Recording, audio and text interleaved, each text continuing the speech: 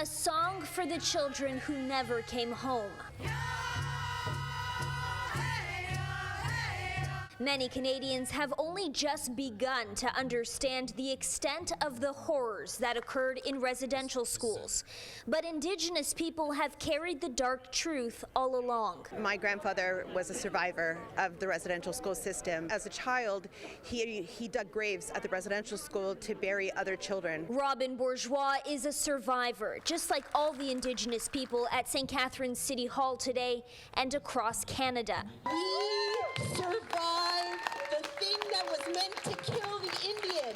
And we are here. We are standing here right now. Fallon Farinacci's parents were killed by her mother's stalker when she was 9 years old.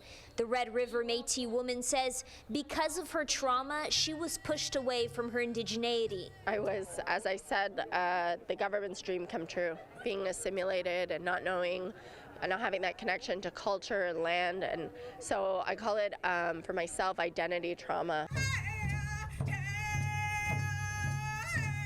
Many here today say they lived a big portion of their lives believing that their Indigenous heritage was a problem. We've lost a sense of pride in being Indigenous. For a really long time, I was told the best thing I could do was not be Indigenous. Patricia Garson had to leave her community to attend high school in Winnipeg. It was during that time she realized many Indigenous women trying to get back to their communities never made it home. A lot of students that I knew hitchhike home.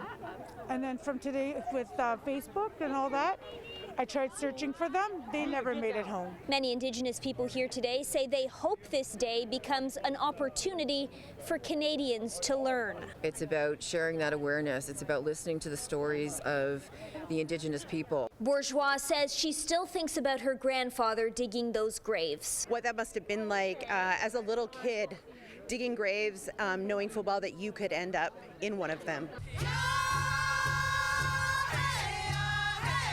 Kelly Botelho, CHCH News.